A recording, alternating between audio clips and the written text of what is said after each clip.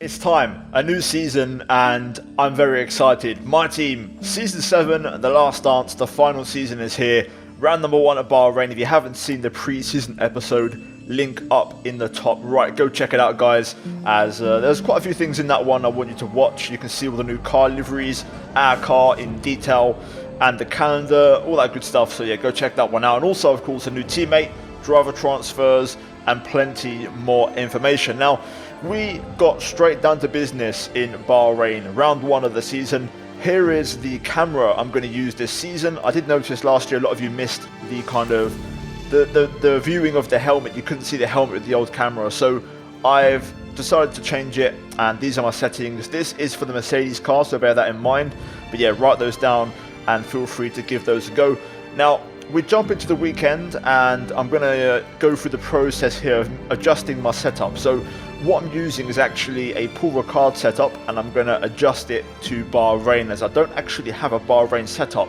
I think I'm doing a league race there this weekend in WOR, so hopefully I'll get a decent setup this weekend and I'll give that to you guys, hopefully. But for now, we're going to modify an existing Bahrain setup. So we've gone through the process of adjusting the wings, the tyre pressures as well, which is the key factor here, because of course, as you guys know, we struggle with overheating, and a few other things, including ride height to avoid floor damage, and also brake pressures. So there's quite a few things we have to tweak compared to the base F1 2021 cars, because these maxed out My Team cars are very quick and very low to the ground, so floor damage is possible, the brakes are super powerful, and yeah, there's a lot of moving parts. Now, you're going to see a lot more of that as I kind of go through the process of a race weekend, and you're going to see a bit more detail in these qualifying episodes.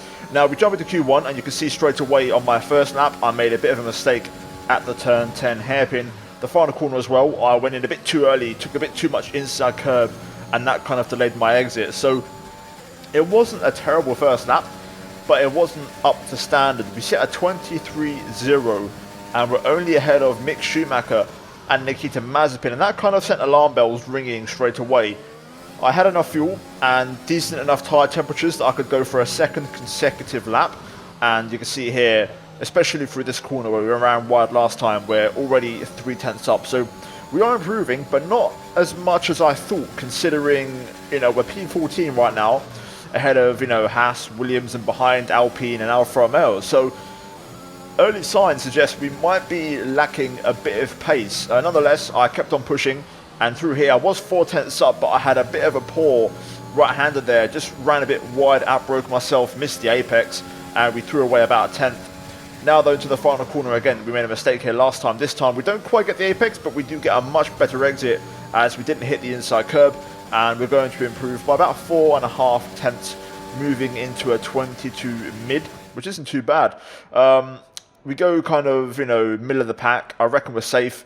And after that first run, I actually went and tweaked the setup a little bit. So we're going to increase the tyre pressures by 1. I felt like we didn't have any major overheating issues, so I'm going to try and increase my pressures a bit, which will give me better performance at the risk of course overheating. So we've got to try and manage that a little bit on our fastest laps. You can see we're P10 right now, Pierre Gasly up in P3, and I'm just looking at the gaps, and we're safe by about 3/10. So I'm going to take a chance and not go back out. Luckily for us, we made it, and we save a set of tyres, so that's good news for us. Pierre Gasly in the top 3, that's exactly what we want to see. Daniel Ricciardo in the top 2 in his return for Red Bull, also looking very strong. And the big surprise for me there, Lance Stroll in the McLaren up in P6, so we'll keep an eye out for him.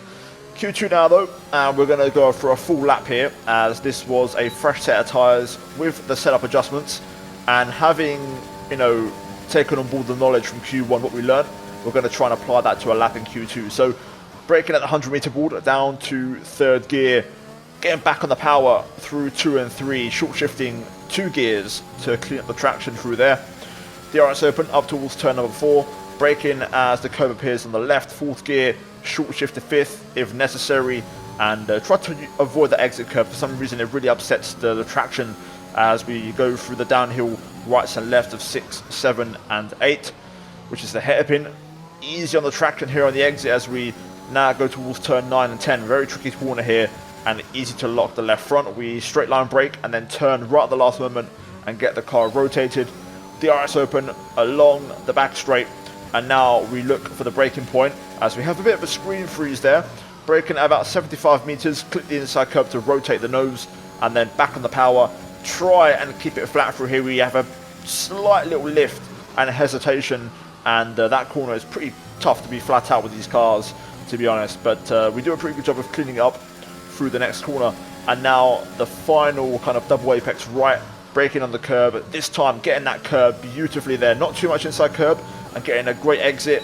DRS open up to the line, and it's a 22.1, which is a great first lap. And compared to the 22.5 that we did in Q1, that's a 4/10 improvement with just a bit of an adjustment on the tyre pressures. So that is a very, very good start to Q2. You can see we're purple in 1 and 3. Verstappen comfortably faster in Sector 2 by about 4/10, and that is where we're dropping a bit of time. So yeah, it wasn't ideal, but the grid a lot closer and a lot more competitive in Q2. And after that lap, I saw that I was safe by about a couple of tenths, so we didn't have to go out again. So happy days. We saved a set of tyres, which means we can do 2 runs in Q3 on fresh soft tyres. Verstappen fastest, and Norris P2, Ricciardo third. Lance Stroll in the top 6, Russell in P4 as well. Good surprise from him. And then myself and Pierre in the top 7. So Q3 then. First set of fresh tyres on the wagon, and we're aiming for a 22.1, of course, which we set in Q2 as a reference. We have a bit of a moment there through turn 8, not quite getting the apex and struggling with oversteer on the exit. And now the final corner, just not quite getting the apex and having to wait a little bit to put the power down. And these are the details that really matter. Across the line, 22.2, but we go last of those who have set a lap, and we go P9, which is very, very surprising. The lap was a little bit safe, but I thought it'd be about a 22.1 again. But even then, it seems that AI have moved the goalposts in terms of pace. We also got floor damage on that run, which is a bit of an issue, to be honest. We've had to spend time repairing the damage to the car. Now, luckily, unlike other times where it happened in past seasons, we do have enough time to get the repair and still go back out. Now, in the meantime, I've decided I'm going to make a change to the setup again. I'm going to prioritize where we're strongest, which is sectors 1 and 3, and maybe give up a bit more time in sector 2. So we're going to trim down a bit of wing on the front. We're going to increase the pressures by 2. I'm going to go really aggressive here, and by increasing the pressures, we're going to counteract the downforce trim by giving us a bit more grip on the tyres. Also cut down the off diff, so that's going to give us a bit more rotation at the cost of possible instability. But the idea here is, because we've cut the wing down, we need to compensate with rotation in other areas. So if I can get away with these pressures, we might find a bit more time. And also, this lap is going to be fully committed, so hopefully you enjoy it. I'll leave the driving cam as well, and let's see what the lap is like.